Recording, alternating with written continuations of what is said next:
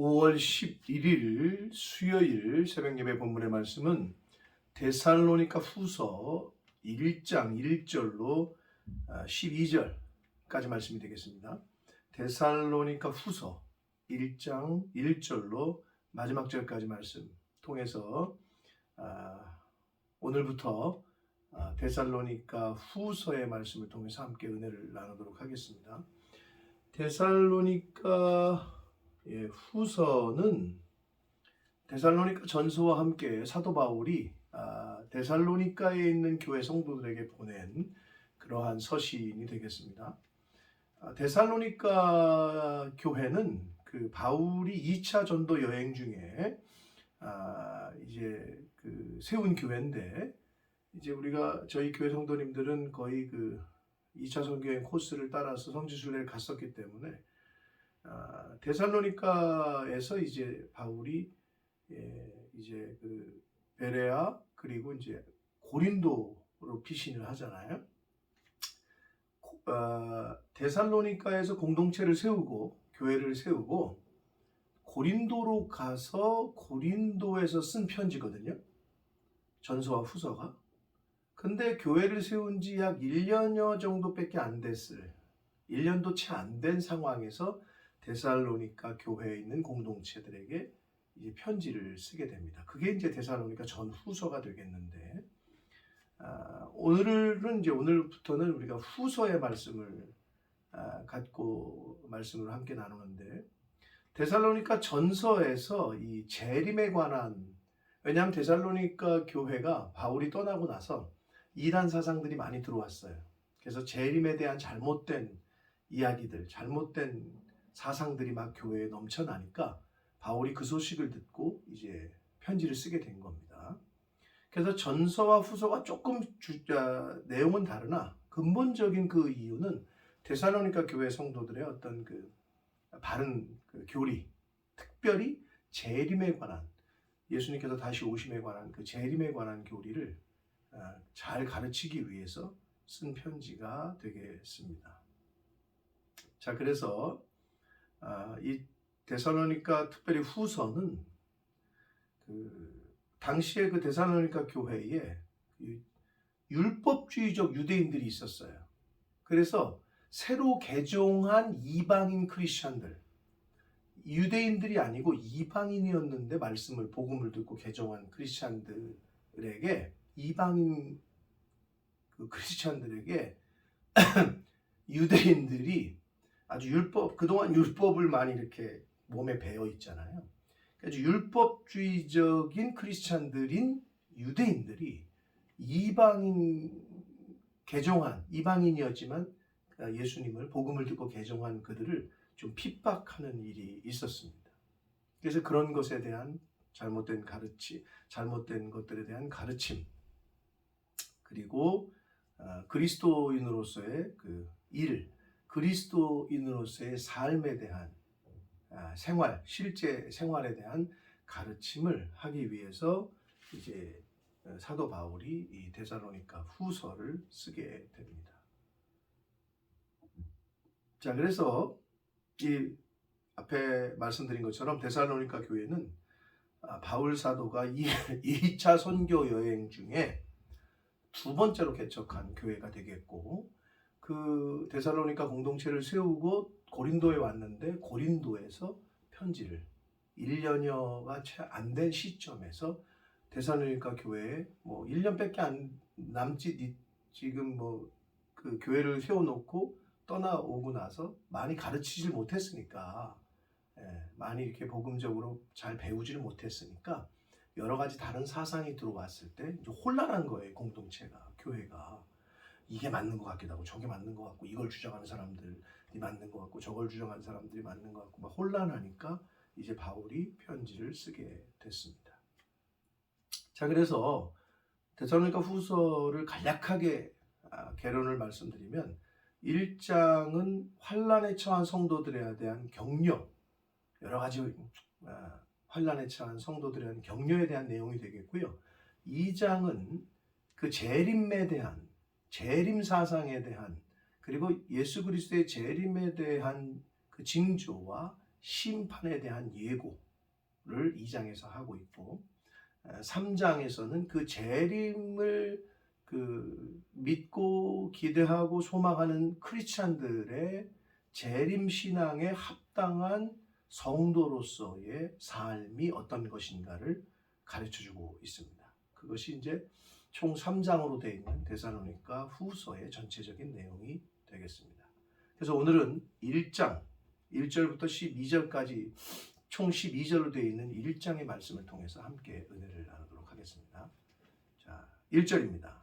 바울과 실로아노와 디모데는 하나님 우리 아버지와 주 예수 그리스도 안에 있는 데살로니가인의 교회에 편지하노니라고 말씀하고 있습니다. 누가 썼는지, 누가 지금 이 편지를 쓰는지, 그리고 수신자는 누군지를 밝히고 있어요. 바울과 실로아노라고 하는 신라, 그리고 디모데 함께 있었어요. 그래서 그들이 이제 바울이 쓰지만 함께 있는 사람들의 이름을 넣어서 우리가 지금 너희들에게 안부한다. 그리고 이 편지를 보낸다라고 송신자를 밝히고 수신자는 데살로니가인의 교회, 데살로니가 성도들에게 쓰고 있다라고 밝히고 있습니다. 그러면서 2절 하나님 아버지와 주 예수 그리스도로부터 은혜와 평강이 너에게 있을지어다라고 축복을 안부와 함께 인사와 함께 축복을 합니다. 자, 그러면서 이제 본론이 시작됩니다. 3절 봅니다. 형제들아 우리가 너희를 위하여 항상 하나님께 감사할지니 이것이 당연함은 너희의 믿음이 더욱 자라고 너희가 다 각기 서로 사랑함이 풍성함이니. 이 말씀을 이제 묵상하고 준비하는데 참 바울 사도가 부럽더라고요. 왜냐하면 성도들 교회를 세웠는데 그 성도들이 믿음이 자라난대. 그리고 다 서로 사랑함에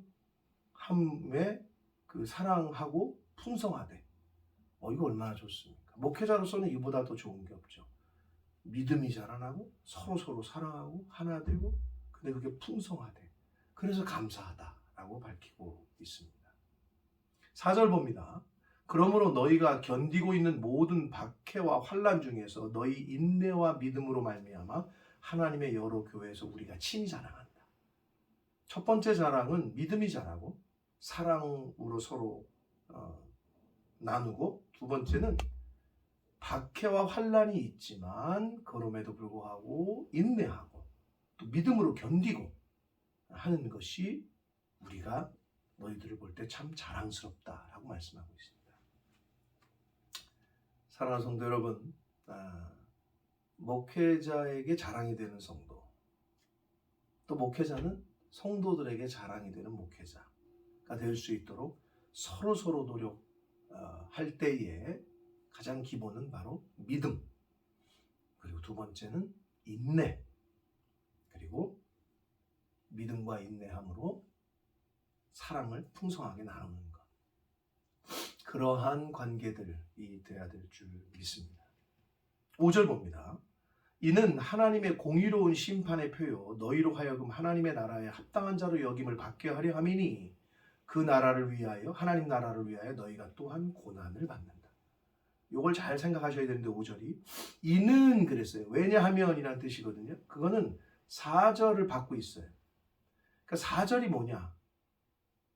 인내하고 박해가 있지만 인내하고 고난 받는 거, 고난을 잘 박해를 환난을 잘 인내하는 거, 이러한 상황은 하나님의 공의로운 심판의 표래요. 이건 좀 여러분이 묵상 계속 좀 생각을 하셔야 돼요. 이게 무슨 말이냐면 성도가 환난을 당해요. 근데 그걸 믿음으로 견뎌요. 인내해요. 그것이 바로 하나님의 공의로운 심판의 기준이 된다는 거예요. 그러니까 성도가 믿음이 있는지 없는지, 신앙생활을 잘하는지 안 하는지 환난이 와봐야 알잖아요. 시험을 봐야 학생이 평상시에 공부를 잘했는지 안 했는지 알듯이 성도로서 환난과 고난이 닥쳤을 때 그걸 믿음으로 인내하느냐 안 하느냐가 바로 하나님의 심판의 기준이 된다라는 말씀이 5절이 되겠습니다. 그래서 너희로 하여금 하나님의 나라에 합당한 자로 여김을 받게 하려고 하나님께서 그런 환난 가운데, 고난 가운데 믿음으로 인내하는지 안 하는지를 보시겠다. 그게 기준이다라고 가르쳐 주시고 있습니다. 그래서 하나님의 나라를 위하여, 그 나라를 위하여 너희가 또한 고난을 받는다. 예수님의 복음서에 나오는 가르침과도 같죠. 너희는 복음과 함께 고난을 받아야 된다. 나와 함께 영광을 받기 위해서는 고난도 받아야 된다. 라고 말씀하고 있다. 구약에서도 고난 받는 것이 내게 유익이라. 고난 당하는 것이 성도들에게, 믿는 사람들에게 유익이다. 말씀을 하고 있습니다. 그래서 6절 봅니다. 너희로 환난을 받게 하는 자들에게는 환난으로 갚으시고 라고 말씀합니다. 핍박, 예수 믿는 사람들 핍박하는 사람은 하나님께서 핍박으로 갚으신다는 거예요. 벌 주시겠다는 거예요. 7절 환난을 받는 너희에게, 하나님 때문에, 예수님 때문에 고난받고 환난당하는 사람들은 너희에게는 우리와 함께 안식으로 라고 말씀하십니다. 이 안식이라는 단어라고 번역한 헬라어가 아네시스, 단어도 발음도 좋은데 아네시스라는 단어인데요. 이거는 그 위안, 평안, 자유 뭐 이런 걸 말하는데, 여기서의 안식은 결국은 하나님의 나라, 천국으로 갚으신다는 거예요. 그러니까 우리가 이 땅 가운데서 믿음 때문에 영혼 구원하고 하나님 말씀 때문에 고난받고 어려움 당하는 거 하나님께서 다 천국으로 갚으신다라고 말씀하고 있습니다. 그러는 것이니, 안식으로 갚으시는 것이니, 천국으로 갚으시는 것이니 하나님의 공이시다. 그것이 아니, 당연히 하나님을 위해서, 하나님 나라를 위해서 헌신하고 어려움 당하면 갚으셔야죠. 하나님 나라로 인도하셔야죠. 그 영혼을. 그 말씀을 합니다. 그것이 하나님의 공이다. 주 예수께서 자기의 능력의 천사들과 함께 하늘로부터 불꽃 가운데 나타나실 때, 즉 재림하실 때에 8절 하나님을 모르는 자들과 우리 주 예수의 복음에 복종하지 않는 자들, 순종하지 않는 자들. 근데 이거는 두 부류일 수도 있지만 한 부류라고도 말할 수 있어요. 왜냐하면 하나님을 모르는데 어떻게 하나님께 복종을 하겠어요? 하나님 말씀을 모르는데 어떻게 하나님 말씀에 순종하겠어요? 그러니까 같은 부류라고 말할 수 있어요. 근데 이제 어떤 학자들은 하나님을 모르는 자들은 이방인들이고 주 예수의 복음에 순종하지 않고 복종하지 않는 자들은 유대인들이다, 이렇게 얘기도 하기도 하는데, 그렇게 볼 수도 있지만 사실은 같은 거예요. 복음을 전했는데 듣지 않는 자들, 또는 하나님에 대해서 전혀 모르는 자들, 그러니 모르니, 말씀에 대해서 모르니 순종할 수 없고 충성할 수 없고 복종할 수 없는 거죠. 그러는 자들에게는 형벌을 내리신다. 그러니까 복음을 영접하지 않으면 형벌이 있는 거예요. 순종하면 복이 있는 거예요. 복종하면 복이 있어요. 여러분, 이건 뭐 단순한 원리 아닙니까? 직장인이 회장님의 말씀에, 직장 상사의 말씀에 순종하면 복이 있어요. 순종하지 않고 충성하지 않고 복종하지 않으면 너 나가, 이렇게 되는 거 아니에요? 불이익이 있죠. 이건 뭐 어떻게 보면 원리입니다. 9절 이런 자들은, 순종하지 않고 복음을 영접하지 않은 자들, 하나님을 모르는 자들은 주의 얼굴과 그의 힘의 영광을 떠나 영원한 멸망의 형벌을 받을 것이다 라고 심판을 경고하시고 있습니다. 10절 봅니다. 그날에, 예수님의 재림의 때에, 마지막 때에 그가 강림하사 그의 성도들에게서 영광을 받으시고, 예수 그리스도 재림하실 때 모든 믿는 자들에게서 놀랍게 여김을 얻으시리니. 그렇죠. 우리가 말씀을 통해서 예수의 재림에 대해서 배우긴 했습니다만, 실제 그날을 접하면 얼마나 어떤 광경일까가 짐작이 되는데, 믿는 자들에게서 영광을 받으시니 이는 우리의 증거가 너희에게 믿어졌다. 즉 바울 사도가 전한 복음을 너희들이 믿었기 때문이다 라고 말씀합니다. 그러니까 결국은 복음을 믿어야, 예수의 재림을 믿어야 재림하시는 예수를 영광을 높여드리고 찬송할 수 있는 거지. 아니, 믿지 않는데, 듣지 않는데, 믿지 않는데 어떻게 영광을 올려드리겠어요? 당연한 겁니다. 11절 봅니다. 이러므로 우리도 항상 너희를 위하여 기도함은, 그래요. 11절과 12절은 데살로니가 교인들을 향한 사도 바울의 첫 번째 중보기도입니다. 그래서 우리도 항상 너희를 위하여 기도한다. 성도들을 위해서 기도한다는 거죠. 우리 하나님이 너희를 그 부르심에 합당한 자로 여기시기 위해서 기도한다는 거예요.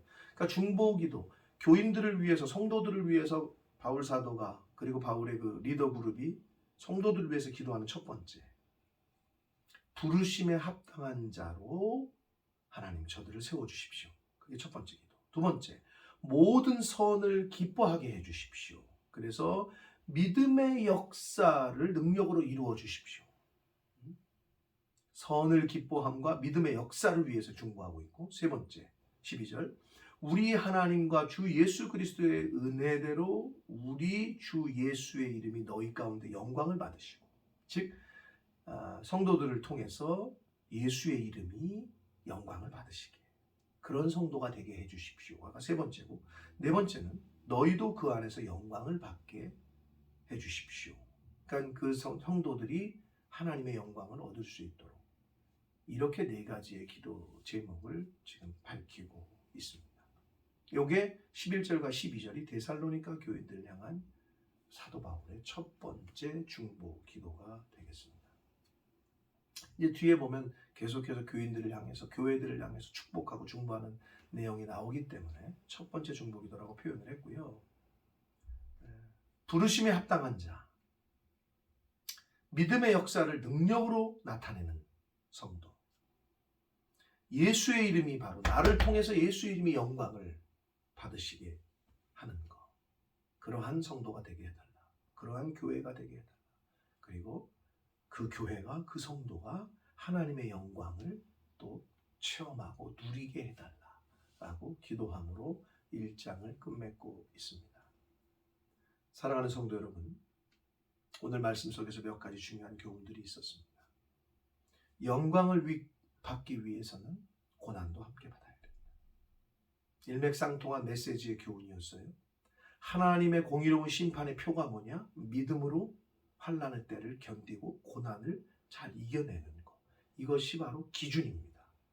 이 사람이 믿음이 있는 건가 없는 건가, 신앙생활을 제대로 잘 했나 안 했나는 환난이 닥쳤을 때, 어려움이 닥쳤을 때 그걸 믿음으로 잘 인내하고 극복하는 것, 이겨내는 것, 이것이 바로 하나님의 공의로운 심판의 표다라고 말씀하고 있습니다. 그리고 하나님의 나라를 위하여 너희 또한 고난을 받아야 된다라고 말씀합니다.